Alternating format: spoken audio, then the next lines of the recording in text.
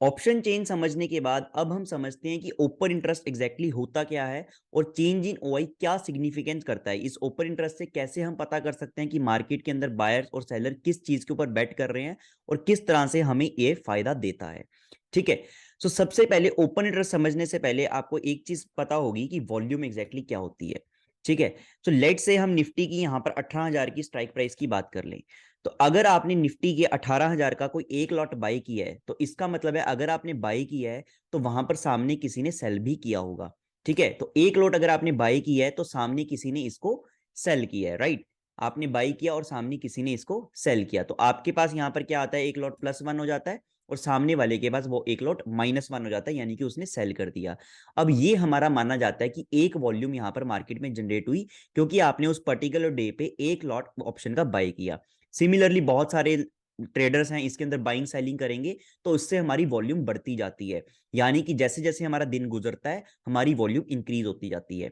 लेकिन इससे हमें एग्जैक्टली पता नहीं चलता कि सेलर का रिस्क कितना है, क्योंकि सेलर अगर कोई ऑप्शन सेल कर रहा है तो उसका रिस्क है, वहां पर उसकी लाइबिलिटी है कि अगर मार्केट उसकी सोल्ड ऑप्शन से ऊपर चले जाती है तो उसको वहां पर सस्ते प्राइस के ऊपर निफ्टी को बेचना पड़ेगा। ठीक है, सस्ते प्राइस के ऊपर डिलीवरी देनी पड़ेगी अगर उसने स्टॉक्स के अंदर सेलिंग करी है, या फिर उसको इंट्रिंसिक वैल्यू है वो ऑप्शन बायर को पे करनी पड़ेगी। तो एग्जैक्टली exactly सेलर का रिस्क कितना है, कितना सेलर अपना रिस्क लेने के लिए तैयार है, किन स्ट्राइक प्राइस के ऊपर सेलर बैटिंग कर रहे हैं और कितनी ज्यादा बैटिंग कर रहे हैं, उसको समझने के लिए हम मार्केट में देखते हैं कि एक्चुअल में कितने कॉन्ट्रैक्ट्स ओपन है। तो वहां पर हमारे पास ओपन इंटरेस्ट का कंसेप्ट यहां पर आता है। ठीक है, इसको मैं आपको और अच्छे तरीके से समझाता हूं।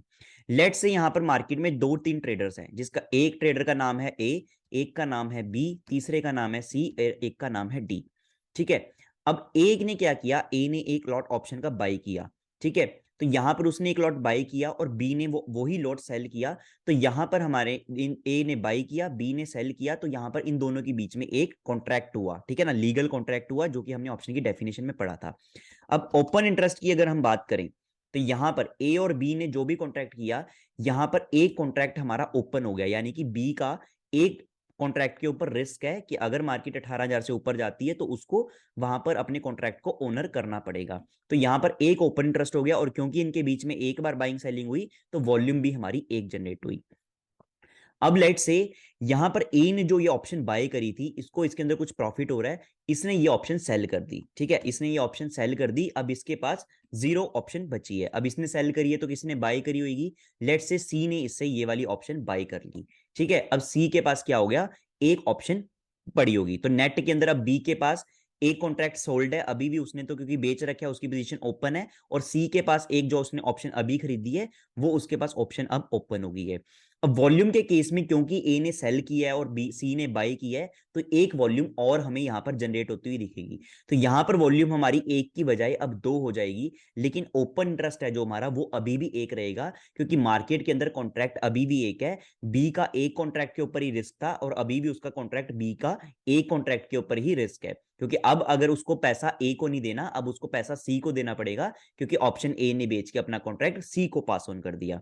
सिमिलरली अगर अपना सी भी अपना ये ओपन इंटरेस्ट यहाँ पर ऑप्शन जो कॉन्ट्रैक्ट है वो इसको यहाँ पर एग्जिट कर देता है, इसको बेच देता है। ठीक है, लेट से इसको वो यहाँ पर बेच देता है तो यहाँ पर डी उससे खरीद लेता है। ठीक है, अगर डी उससे वापिस ये ऑप्शन कॉन्ट्रैक्ट खरीदता है, डी खरीदता है, तो यहां पर अगेन हमारी वॉल्यूम के अंदर एक और वॉल्यूम जनरेट होगी, यानी कि 3 वॉल्यूम मानी जाएंगी। लेकिन ओपन इंटरेस्ट हमारा कितना माना जाएगा, अभी भी यहां पर जो है बी का एक ही कॉन्ट्रैक्ट जो उसने बेच रखा था वो ही ओपन है और डी के पास अब वो कॉन्ट्रैक्ट चला गया है, तो ओपन इंटरेस्ट हमारा अभी भी एक रहेगा। यानी कि ओपन इंटरेस्ट से हमें ज्यादा क्लैरिटी मिल जाती है कि एक्चुअल में सेलर्स ने कितने कॉन्ट्रैक्ट बेच रखे हैं और कितने कॉन्ट्रैक्ट्स अभी मार्केट में ओपन है, यानी कि कितने कॉन्ट्रैक्ट्स की ये लाइबिलिटी यहां पर सेलर्स के ऊपर आ सकती है, कितना रिस्क मार्केट के अंदर यहां पर सेलर्स ले रहे हैं। तो इसको सेलर्स के पॉइंट ऑफ व्यू से हम देखते हैं, इसलिए ओपन इंटरेस्ट को जानना हमारे लिए बहुत ही ज्यादा इंपॉर्टेंट होता है और इसकी इंटरप्रिटेशन हमें काफी हद तक मार्केट का एक्यूरेट डेटा बताती है कि मार्केट किस लेवल पे एक्सपायर हो सकती है, कहां पर सेलर्स बैटिंग कर रहे हैं, किस लेवल तक मार्केट जा सकती है, फिर किस लेवल को ब्रेक करना मार्केट के लिए मुश्किल हो सकता है, क्या सपोर्ट एंड रेजिस्टेंस मार्केट के लिए हो सकती है। यहां पर ओपन इंटरेस्ट की स्टडी बहुत ज्यादा काम आती है। तो आपको अब समझ में आया होगा कि ओपन इंटरेस्ट आखिर होता क्या है और वॉल्यूम से ओपन इंटरेस्ट कैसे डिक्रीज होता है, ठीक है, कैसे डिफरेंस होता है वॉल्यूम के अंदर। ठीक है, मैं अगर आपको खास खास मेजर पॉइंट बताऊं कि ओपन इंटरेस्ट ओआई और वॉल्यूम के बीच में क्या मेजर डिफरेंस होता है, तो वो आपको यहां पर समझ में अब आ जाएगा। ठीक है, ओपन इंटरेस्ट हमें बताता है कि मार्केट में कितनी पोजीशंस ओपन है, ठीक है, यानी कि कितनी पोजीशन या फिर कितने कॉन्ट्रैक्ट्स मार्केट में एक्चुअली ओपन है जो कि बायर और सेलर के बीच में हुए हैं।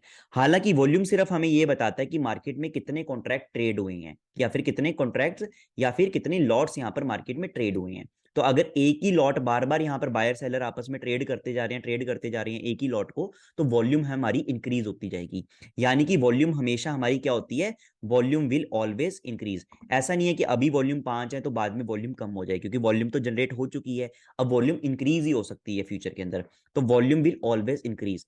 लेकिन ओपन इंटरेस्ट के साथ नहीं ऐसा, OI can increase as well as decrease. OI आपका इंक्रीज भी हो सकता है और डिक्रीज भी हो सकता है। कैसे सर? मान लो अभी यहां पर बी ने एक और लॉट सेल कर दिया, ठीक है, लेट्स से बी ने यहां पर एक और एडिशनल लॉट यहां पर सेल कर दिया डी को। अब डी के पास 2 लॉट ऑप्शन के हो गए हैं, ठीक है, तो यहां पर ओपन इंटरेस्ट हमारा इंक्रीज होके अब कितना हो जाएगा, 2 ओपन इंटरेस्ट हो जाएंगे, ठीक है। लेकिन अब क्या हो, बाद में क्या हो कि बी ने क्या किया, इसके पास 2 ऑप्शन थी, अब बी को भी प्रॉफिट हो रहा था कुछ, तो बी ने क्या किया, अपना एक कॉन्ट्रैक्ट वापस बाय बैक कर लिया, अपनी पोजीशन क्लोज कर ली। तो इसने बाय बैक किया है, तो जो डी से बाय बैक करेगा ये, ठीक है, तो डी से बाय बैक किया, डी का भी यहां पर एक जो कॉन्ट्रैक्ट था वो यहां पर क्लोज हो गया।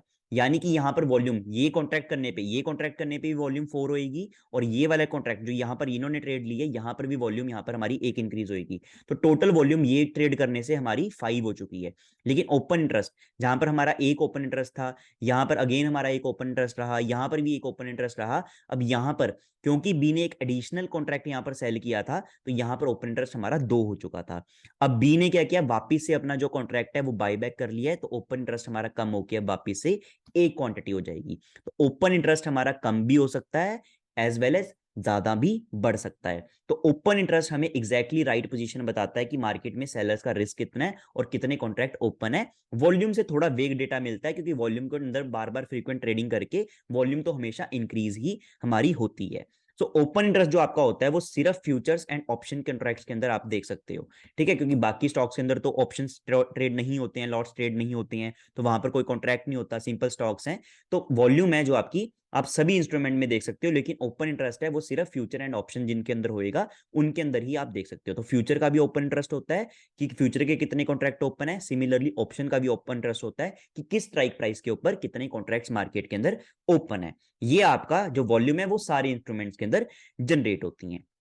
अब जो ओपन इंटरेस्ट होता है ना, वो जो हम देखते हैं वो 2 तरह का होता है, एक होता है चेंज इन ओपन इंटरेस्ट और एक होता है हिस्टोरिकल ओपन इंटरेस्ट या फिर ओवरऑल ओपन इंटरेस्ट। ठीक है, हिस्टोरिकल ओपन इंटरेस्ट, क्या मैंने बोला, हिस्टोरिकल या फिर overall open interest. Historical overall open interest हमें बताता है कि आज तक कितने कॉन्ट्रैक्ट्स हैं जो मार्केट के अंदर ओपन है, ठीक है, यानी कि पिछले दिन अगर ट्रेड हुए हैं या फिर जब से उस स्ट्राइक प्राइस के ऊपर ट्रेडिंग स्टार्ट हुई है उस एक्सपायरी की, कितने कॉन्ट्रैक्ट्स ट्रेड हैं। यानी कि जो आपका ओपन इंटरेस्ट है वो कैरिड फॉरवर्ड होता जाता है हर दिन। अगर आज लेट से 5 ट्रेड्स ओपन लॉट्स ओपन हुए हैं, ठीक है, तो जो 5 आपका ओपन इंटरेस्ट है, कल 5 आपका जो ओपन इंटरेस्ट है वो कैरी फॉरवर्ड हो जाएगा। तो कल अगर कोई और एडिशनल कॉन्ट्रैक्ट सेल करता है, सेलर 6 कॉन्ट्रैक्ट सेल करता है, 7 कॉन्ट्रैक्ट सेल करता है, तो वो आपके ओपन इंटरेस्ट के अंदर पिछले दिन के ओपन इंटरेस्ट में ऐड होता जाएगा। लेकिन वॉल्यूम उस दिन की फ्रेश स्टार्ट होती है, उस दिन की वॉल्यूम हम फ्रेश देखते हैं कि आज के दिन कितनी वॉल्यूम जनरेट हुई है। तो volume is day to day basis, तो वॉल्यूम आपकी कैरी फॉरवर्ड नहीं होती, वो डे टू डे बेसिस के ऊपर हम यहाँ पर वॉल्यूम को यहाँ पर एनालाइज करते हैं। ठीक है, और साथ ही मैंने आपको यहां पर बहुत इंपॉर्टेंट बता दिया कि ओपन इंटरेस्ट इंक्रीज भी हो सकता है, डिक्रीज भी हो सकता है, जिसको कि हम देखते हैं चेंज इन ओआई से कि ओपन इंटरेस्ट के अंदर कितना चेंज आया। तभी मैंने आपको बताया जो चेंज इन ओआई है वो नेगेटिव भी हो सकता है और पॉजिटिव भी हो सकता है, क्योंकि ओपन इंटरेस्ट गिरेगा तो चेंज इन ओआई नेगेटिव होगा, ओपन इंटरेस्ट बढ़ेगा तो चेंज इन ओआई पॉजिटिव होगा। लेकिन वॉल्यूम क्योंकि हमेशा इंक्रीज होती है, तो change in volume will always be, change in volume will always be will be positive। ठीक है, change in OI can be positive as well as negative। ठीक है जी, तो ये मेजर डिफरेंस है ओपन इंटरेस्ट और वॉल्यूम में। अब सर आपको ओपन इंटरेस्ट की सिग्निफिकेंस तो पता चल गई है कि ओपन इंटरेस्ट होता क्या है। अब इसकी इंपॉर्टेंस क्या है, ओपन इंटरेस्ट का कैसे हम फायदा उठा सकते हैं। देखो वॉल्यूम से तो सिंपल आपको ये समझ में आ गया है कि किन स्ट्राइक प्राइस के ऊपर ज्यादा वॉल्यूम में ट्रेडिंग हो रही है आज। तो अगर आपको ट्रेडिंग करनी है तो आपको उन्हीं स्ट्राइक प्राइस के ऊपर ट्रेडिंग करनी है जिनके अंदर अच्छी खासी वॉल्यूम हो। ऐसे नहीं कि आप यहाँ पर 5,000 वॉल्यूम आ रही है, 7,000 वॉल्यूम आ रही है, इन स्ट्राइक प्राइस के ऊपर ट्रेडिंग करने लग जाओ। इनके अंदर वॉल्यूम कम है तो लिक्विडिटी का इशू आएगा, आप फ्रीक्वेंट बाय और सेल यहाँ पर नहीं कर पाओगे। और आप यहाँ पर ध्यान से देखोगे कि जो 50 की स्ट्राइक प्राइस है, जैसे कि 18,850, 18,950, इनके अंदर 50 वाली स्ट्राइक प्राइस के अंदर वॉल्यूम कम है, और जो राउंड फिगर है 18,800, 18,700, इनके अंदर वॉल्यूम ज्यादा है। तो हमेशा ये एडवाइजेबल होता है कि 50 वाली स्ट्राइक प्राइस को आप ट्रेड करना थोड़ा अवॉइड करें, और जो राउंड फिगर वाली स्ट्राइक प्राइस है उनमें ट्रेड करो। या फिर अगर आपको 50 वाली स्ट्राइक प्राइस में ट्रेड करना भी है तो एट द मनी के जो पास की स्ट्राइक प्राइस है, एट द मनी से नीचे की 2-4 स्ट्राइक प्राइस और एट द मनी से ऊपर की स्ट्राइक प्राइस, उनके अंदर वॉल्यूम काफी ज्यादा होती है, तो उनके अंदर आप ट्रेड कर सकते हो। ठीक है, तो यहां पर आप देखोगे यहां पर एट द मनी से नीचे की 5-6 स्ट्राइक प्राइस के अंदर वॉल्यूम काफी ज्यादा है, और वहीं पर एट द मनी से ऊपर की स्ट्राइक प्राइस के अंदर भी 5-6 स्ट्राइक प्राइस में अंदर वॉल्यूम ज्यादा है, और उसके बाद फिर वॉल्यूम हमारी कम होना शुरू हो जाती है। तो वॉल्यूम से आपको यह समझ में आ जाता है कि किन स्ट्राइक प्राइस के अंदर लिक्विडिटी है और कौन सी स्ट्राइक प्राइस को ट्रेड करने से आप बचना चाहिए। अब एग्जैक्टली ओपन इंटरेस्ट आपको क्या बता रहा है, अब आप देखो यहां पर ओपन इंटरेस्ट ओपन है, ठीक है, ये आपको कितना ओपन इंटरेस्ट यहां पर शो कर रहा है कि 1,18,000 का ओपन इंटरेस्ट इधर ओपन है। इसको मैं आपको ग्राफिकल प्रेजेंटेशन के अंदर दिखाता हूं। ठीक है, मैं आपको लेके चलता हूं यहां पर अपने सॉफ्टवेयर में, ये पेड सॉफ्टवेयर है, आपको यहां पर और अच्छे से समझ आएगा। तो मैं निफ्टी की 9 फरवरी एक्सपायरी का ओपन इंटरेस्ट इधर ग्राफिकल प्रेजेंटेशन लगा लिया। ठीक है, ये रेड कलर के अंदर आपको कॉल का ओपन इंटरेस्ट दिखा रहा है। तो 18,000 की स्ट्राइक प्राइस पे कितना ओपन इंटरेस्ट दिखा रहा है, 5.9 मिलियन। ठीक है, 18,000 की स्ट्राइक प्राइस पे ये टोटल ओपन इंटरेस्ट हमें कितना शो कर रहा है, 5.9 मिलियन। यानी कि 9 फरवरी की एक्सपायरी के लिए जो निफ्टी के ऊपर ओपन इंटरेस्ट है 18,000 की स्ट्राइक प्राइस पे, ये हमें शो कर रहा है कि इसके अंदर कितना ओपन इंटरेस्ट ओपन है, 5 लाख 5.9 मिलियन, यानी कि 59 लाख। और ओआई का चेंज कितना आया 9 फरवरी का, वो यहां पर कितना शो कर रहा है, 1.9 मिलियन, जो कि आपको इधर देखने को मिल रहा है कि लगभग 1 मिलियन के आसपास, 1.9 मिलियन के आसपास आपको यहां पर ओपन इंटरेस्ट देखने को मिल रहा है। ठीक है, अब इसकी इंटरप्रिटेशन कैसी होती है उसको हम समझते हैं। देखो अब आपको यहां पर देखने को मिल रहा है कि सबसे ज्यादा ओपन ट्रस्ट, जो कॉल का ओपन ट्रस्ट है, वो किस स्ट्राइक प्राइस के ऊपर है, वो है 18,000 के ऊपर। और सबसे ज्यादा पुट का ओपन ट्रस्ट किस स्ट्राइक प्राइस के ऊपर है, वो है 17,600 के ऊपर। यानी कि यहां से हमें समझ में आ रहा है कि जो कॉल सेलर हैं वो 18,000 के ऊपर बहुत ज्यादा कॉल सेलिंग कर रहे हैं, और जो पुट सेलर्स हैं वो 17,600 के ऊपर बहुत ज्यादा पुट सेलिंग कर रहे हैं। तो इनको फायदा कब होगा, अगर मार्केट 18,000 से नीचे हो, तभी तो कॉल सेलर को फायदा होगा। और पुट सेलर को फायदा कब होगा, अगर मार्केट 17,600 से ऊपर जाए। यानी कि हो सकता है कि 9 फरवरी की एक्सपायरी के लिए ये जो ऑप्शन सेलर्स हैं, बड़े बड़े प्लेयर्स हैं, ये बेट कर रहे हैं कि मार्केट 18,000 से नीचे रहेगी और 17,600 से ऊपर रहेगी। यानी कि मार्केट 17,600 से 18,000 की रेंज के बीच में रह सकती है। ये ओपन ट्रस्ट की सिंपल स्टडी से हमें समझ में आता है। सिमिलरली आप यहां पर देखोगे 50,000 ओपन ट्रस्ट यहां पर ओपन है, 1,18,000, 18,000 के ऊपर यहां पर ओपन ट्रस्ट है। सिमिलरली कुछ लोग यहां पर क्या करते हैं, बहुत दूर के ऑप्शन भी सेल करके चलते हैं, तो 18,500 के ऊपर भी 1 लाख ओपन इंटरेस्ट ओपन है। यानी कि ये लोग मान के चले हुए हैं कि 18,500 तक तो निफ्टी नहीं जाएगी 9 फरवरी तक, तो 18,500 की कॉल ऑप्शन बेच देते हैं। और अगर निफ्टी 18,500 से नीचे एक्सपायर होती है, ठीक है, तो क्या होगी आपकी ये कॉल ऑप्शन के अंदर जो भी है वो आउट द मनी है, तो आउट द मनी की जो एक्सट्रिंसिक वैल्यू है वो जीरो हो जाएगी, और इन्हें ये सारा का सारा प्रॉफिट हो जाएगा। तो इससे ऐसे हमें पता चल जाता है कि ऑप्शन सेलर किन किन स्ट्राइक प्राइस के ऊपर सेलिंग कर रहे हैं, और वो वाली स्ट्राइक प्राइस से ऊपर की आपको कभी भी बाई नहीं करनी चाहिए ऑप्शन, क्योंकि काफी हाई चांसेस हैं कि मार्केट इससे ऊपर नहीं जा पाएगी। तो इससे आपको ओपन इंटरेस्ट से काफी हद तक आइडिया मिल जाता है। तो अगर आपको ऑप्शन बाई करनी है तो आपको 18,000 से ऊपर की ऑप्शन कभी भी बाई नहीं करनी है, इससे नीचे की बाई करनी है। ठीक है, ये ओपन इंटरेस्ट लेट से चेंज हो जाता है, क्योंकि मैंने आपको बताया ओपन इंटरेस्ट चेंज भी होता रहता है, तो आपको चेंज इन ओपन इंटरेस्ट भी देखना होता है कि किन स्ट्राइक प्राइस के ऊपर और ज्यादा सेलिंग की जा रही है। तो अगर हम फ्राइडे को देखें तो 18,000 के ऊपर 38,000 ओपन इंटरेस्ट यहां पर जनरेट हुआ।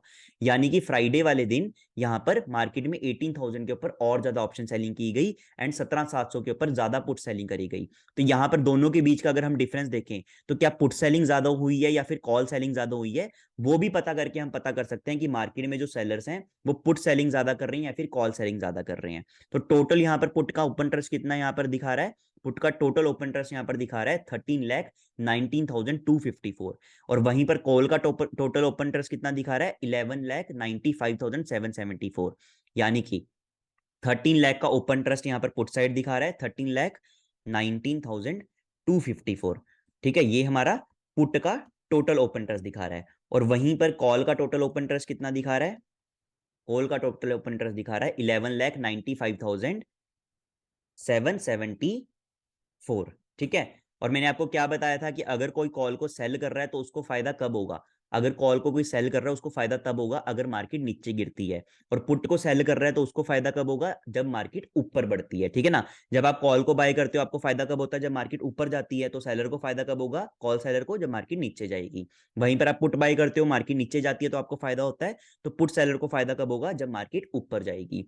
तो यहाँ पर 13 लाख कॉन्ट्रैक्ट्स यहाँ पर सेल किए गए हैं, मार्केट पे बेट किया गया है कि मार्केट ऊपर जाएगी, और 12 लाख कॉन्ट्रैक्ट सेल किए गए हैं यानी कि मार्केट पे बेट किया हुआ है कि मार्केट नीचे जाएगी। तो इन दोनों के कंपैरिजन से हमें पता चल रहा है कि पुट के अंदर सेलिंग ज्यादा हो रही है। ठीक है, इसको पुट कॉल रेशियो भी बोलते हैं, पीसीआर भी बोल सकते हैं। हम इसको इससे डिवाइड करके पता कर सकते हैं कि अगर ये 1 से ज्यादा है यानी कि पुट सेलिंग ज्यादा हो चुकी है, तो इसका मतलब है मार्केट के अंदर एक्सपेक्टेशन ये है कि मार्केट हमारी इंक्रीज हो सकती है। अब 9 फरवरी तक मार्केट के अंदर एक अप मूव हमें देखने को मिल सकती है। ठीक है, वही चीज आपको यहां पर चार्ट के अंदर भी रिफ्लेक्ट आएगी कि मार्केट अब सपोर्ट लेके यहां से बाउंस बैक दिखाती हुई हमें नजर आ रही है। तो इस तरीके से हम ओपन इंटरेस्ट को एनालाइज करके हम क्रूशियल लेवल पता कर सकते हैं कि किन लेवल के ऊपर सेलर हैं, ज्यादा बैटिंग कर रहे हैं, और वो हमेशा यही चाहेंगे कि उनका फायदा हो। तो वो मार्केट को अगर लेट्स से मैनिपुलेशन भी अगर होती है तो मार्केट को उस लेवल से जहां पर उनकी सेलिंग बहुत ज्यादा हो रखी है उससे नीचे ही एक्सपायर करने की कोशिश करेंगे। तभी आपको ऑप्शन उससे नीचे की बाई करनी चाहिए, आपको स्ट्रेटजी उससे नीचे की ऐसे बनानी चाहिए कि आपको फायदा हो। और कॉल और पुट के ओपन इंटरेस्ट को देख के आप पता कर सकते हो कि मार्केट की डायरेक्शन किस दिशा में जा सकती है। यहां पर आपको क्लियर हुआ कि ओपन इंटरेस्ट का कंसेप्ट क्या है और किस तरीके से हम ऑप्शन चेन को स्टडी करते हैं, वॉल्यूम की रेलेवेंस क्या रहती है, और ये सारी चीजें तो हम ऑलरेडी पिछले लेक्चर के अंदर भी डिस्कस कर चुके थे। तो आई होप अब आपको ऑप्शन चेन के अंदर कोई भी दिक्कत नहीं आनी चाहिए। ऑप्शन चेन का आपको एक एक चीज समझ आ चुकी है, ओपन इंटरेस्ट क्या है, चेंज इन ओपन इंटरेस्ट क्या है, कैसे उसकी इंटरप्रिटेशन करते हैं और कैसे ऑप्शन चेन की इंटरप्रिटेशन की जाती है। चेंज इन ओपन इंटरेस्ट के बारे में थोड़ा सा और मैं आपको बता दूं, यहां पर ऐड कर दूं, चेंज इन ओआई इंट्राडे के अंदर हमारे लिए बहुत ज्यादा इंपॉर्टेंट होता है। ठीक है ना? क्योंकि इंट्राडे के अंदर जो आपका इंट्राडे में पोजीशन बनी है या फिर कटिंग है वो हमें चेंज इन ओआई से पता चलती है। यानी कि आज के दिन मार्केट के अंदर कहां पर किस स्ट्राइक प्राइस के ऊपर सेलिंग हो रही है वो हमें चेंज इन ओआई से पता चल रहा है। ये 40,000 का मतलब क्या है कि 18,200 के ऊपर और ज्यादा 40,000 ऑप्शन सेलिंग हुई है, 36,000 ऑप्शन सेलिंग इधर हुई है, 38,000 ऑप्शन सेलिंग यहां पर हुई है, और यहां पर ऑप्शन सेलिंग कटी है यहां पर, यानी कि इधर उन्होंने जो सेलर्स हैं उन्होंने अपनी कॉन्ट्रैक्ट्स काटे हैं क्योंकि उनको अब डर लग रहा है कि मार्केट इससे ऊपर जा रही है तो उनको यहां पर कॉल्स में नुकसान हो सकता है। सिमिलरली पुट साइड आप देखोगे तो यहां पर 86,000, देखो कॉल साइड सिर्फ 40,000 था, 36,000 था, वहीं पर पुट साइड 86,000, 63,000, 56,000, यानी कि मार्केट के अंदर ट्रेडर्स ने पुट सेलिंग अपनी इंक्रीज करी है फ्राइडे के दिन, और क्योंकि मार्केट ऊपर बढ़ रही थी उनको फायदा हो रहा होगा। तो इसलिए चेंज इन ओआई भी इंट्राडे के अंदर देखकर हमें काफी ज्यादा बेनिफिट मिल जाता है, और ये एक डायनामिक रहता है। ठीक है ना? ये हर वक्त चेंज होता रहता है, हर मिनट चेंज होता रहता है ये। तो इसको हमें हर वक्त ट्रैक करना पड़ता है जब हम मार्केट में ट्रेडिंग कर रहे होते हैं कि क्या क्या पोजीशन चेंज हो रही हैं according to change in price. ठीक है जी? So that's all for the open interest and change in OI, and आपको ऑप्शन चेन भी अब इंटरप्रिटेशन करनी आ चुकी होगी। अब नेक्स्ट पार्ट के अंदर हम समझेंगे कि ग्रीक्स क्या होते हैं और कैसे ग्रीक्स से हम प्रैक्टिकल एप्लीकेशन लगा के अपनी स्ट्राइक प्राइस सिलेक्शन के अंदर हेल्प ले सकते हैं। Okay, till then take care, bye bye and जय हिंद।